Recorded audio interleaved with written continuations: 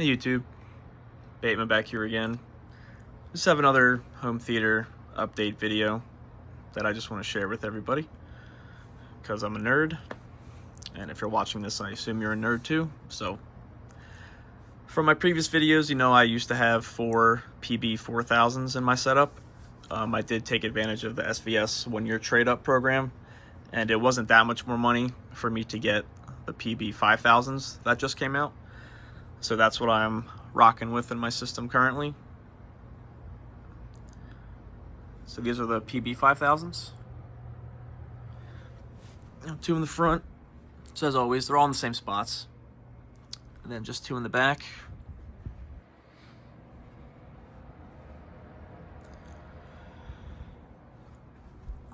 Just a couple things. Hopefully I don't ramble too much in this video, but I was a little hesitant to do the trade up just from a logistical standpoint. I don't enjoy moving all this shit around, as I don't see how anybody would enjoy it. And for me, I have my attic up there. That's where I have all the boxes for this stuff. So, and to get them up there, I have to break all the boxes down and like fold the boxes to be able to fit them up there, and then I put the boxes back together. So taking all the 4000s out, I put them in the other bedroom. I unboxed the 5000s. I set up 3 of the 5000s, and I just had the 4th one just sitting over there. I got the 4000 boxes down here.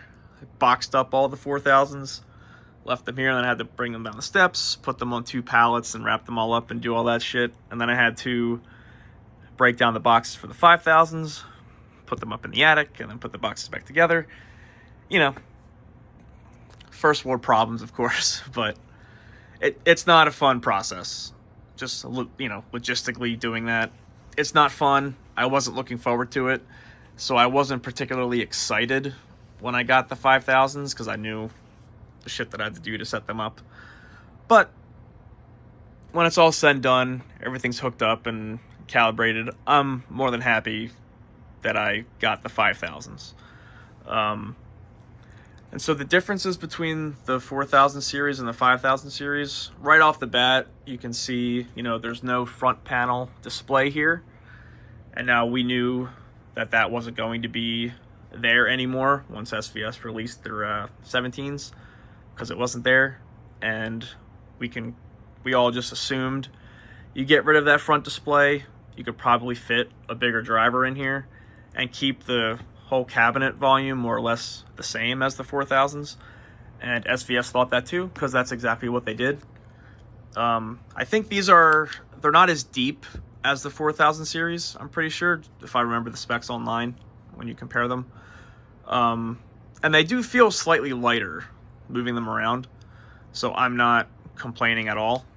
I'm more than happy about that. And so they went from the 13.5-inch driver in the 4000 series to now these are 15-inch drivers.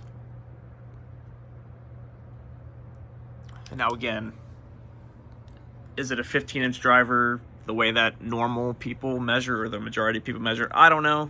It doesn't really bother me. They're saying it's a 15, so we'll go with the 15. And you can never have enough, just like I think most of us. So I love having the big drivers, the big speakers. I just like that the driver's bigger. It just looks more badass to me. I'll honestly turn on my chair lights just sometimes as I'm watching a movie, just so I can look at the drivers. But yeah, I'm weird. The amp is much more powerful. And they're also talking about how the mid bass in these is a lot better than the 4000 series. That upper bass range, what is it, like 40 to 80 hertz, 40 to 90 hertz, something like that. I'm not quite sure.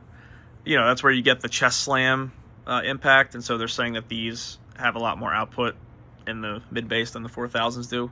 Again, I have no measurements to confirm or deny, so we'll just go off of what they say. Yeah, and I love these subs. From setting them up and just listening to them for the little amount of time that I have already, I think they're great. I have no complaints whatsoever. The front panel display not being there, I was a little bit annoyed when I was setting them up, but I made the mistake of turning all 4 of them on at the same time, and then so the app knew that there was 4 subs in here, and so I'm going around trying to look at the back to see if the volume I'm adjusting is the right one so I can assign it to the right spot, front left, front right.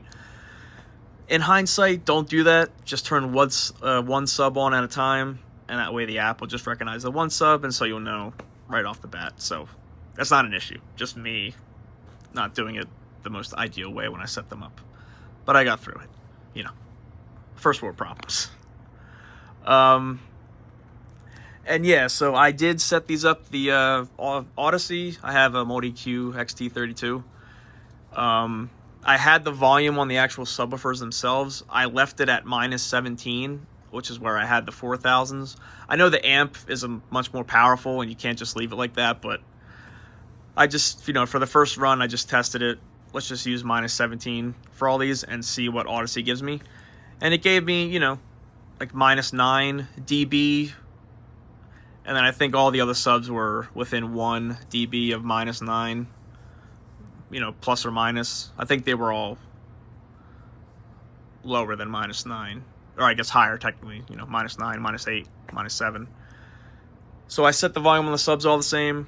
And then the receiver did the rest. And I have all the speakers calibrated to 76 dB. And the center channel itself is, I think, around 80. I like to crank up the center channel a little bit more so that the dialogue is more, or it's easier to hear for me. And so the first thing I popped on was the beginning of Edge of Tomorrow, Tom Cruise. Now I know it's not really a good demo, as far as like an overall, you'll understand the performance of the subwoofer that you have. It's just a good test for me. And so I would just like to test it for port noise. Now, I didn't detect any port noise on the 4000s, and I don't know, it's probably because I have 4. So, and again, I had it cranked up to reference level. And even with my head right up against the subs, the beginning of Edge of Tomorrow, I know it's not playing all the content that's there, but no port noise whatsoever. And so I was extremely happy with that. And then I also played the beginning of Blade Runner 2049, that big opening swell bass. That is phenomenal. With 4 of these, the bass is all around you.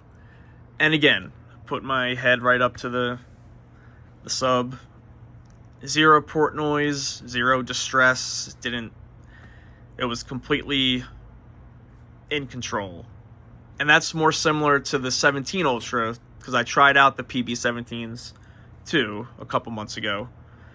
Same exact thing there. And so these are more similar to it in that way. Just like 0 distress. It's completely just handling everything you throw at it. And I really couldn't ask for more.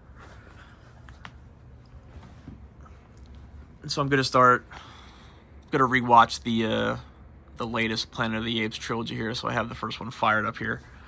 But yeah, again, I said I wanted this video to be quick, but I tend to ramble, so I apologize for that.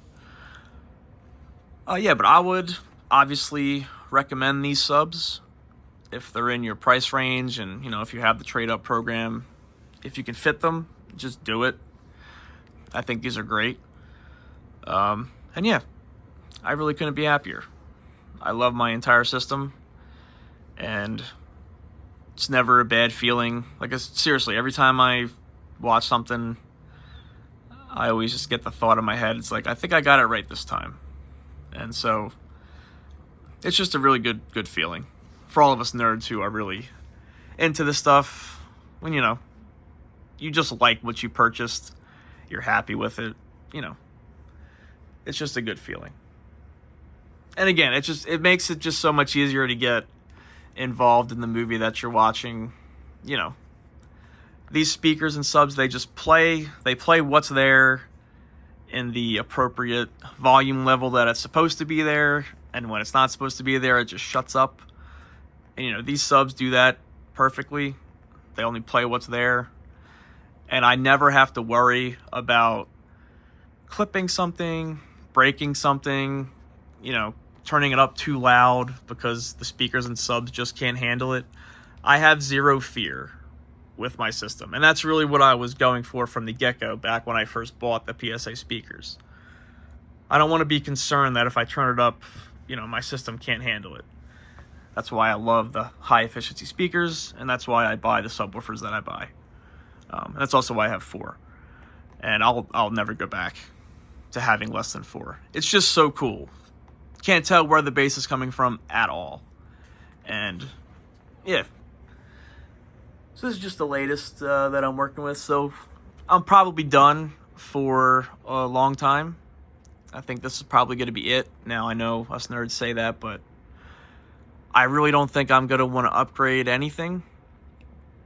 I know Parasound Audio, they're releasing a newer upgraded version of the 210 series, but if they're not doing it, I just can't do that. I love what I have. All of the woofers and the tweeters are exactly the same sound. The exact same sound is coming from every single speaker, and that's also why I'm a huge proponent of, if you're going to have more than one subwoofer, make sure that they're the exact same model.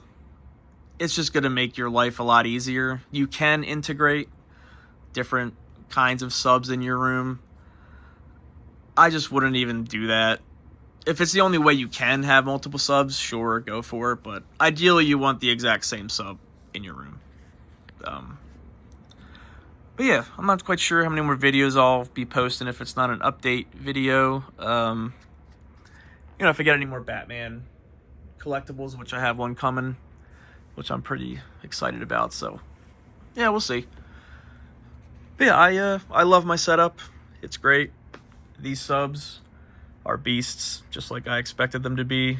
So again, I don't think, unless I get JTR money or I hit the lottery, I don't have any desire to change my subwoofer brand.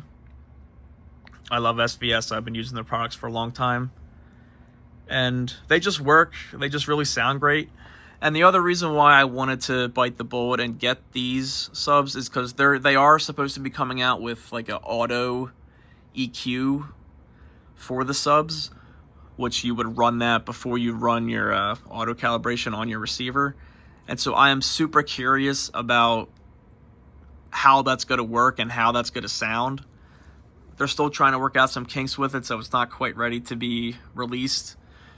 But I'm just really curious, like, how we're going to measure that. Like, I do have a UMic 1, so I'm hoping they finagle some way you can hook the UMic 1 up to your phone and use the use the upgrade. The EQ with the UMic, because I don't know if using your phone mic is really going to work. So I'm just really super curious about how that's going to work. So that was also one of the reasons why I just wanted to do it, just to see how it's going to be. But yeah, I'll stop rambling. The PB5000s, pick them up if you can, and just crank it up and enjoy. I don't think you'll be disappointed. And if you really are disappointed, like, I would love to hear why you didn't enjoy the subs. Yeah, I think SVS makes really good products. They're not price to performance the best anymore. I don't think they've been for a while, but I just love them. They're always nice. The customer service is great. The process of returning the subs, it's just, they're really, really easy to deal with, and their customer service is great. And that's kind of what keeps me there. I never have a bad experience anytime I go on to the chat with them or anything. And I've been lucky enough that none of the subs that I bought have been lemons, or I've never had anything go wrong with them. But I like knowing in the back of my head that I will be taken care of by them. And so, yeah, that's also a big reason why I continue to just use SVS products. Now, Parasound Audio as well, I can vouch for Tom as well. His customer service is awesome. And just, all those factors for me contribute to why I like having these specific brands in my system. They're just a great company, great people to deal with, and their products just work, and they deliver to me what I want out of my home theater system here. So yeah, all right, I'll stop rambling. Thanks, YouTube. Take care.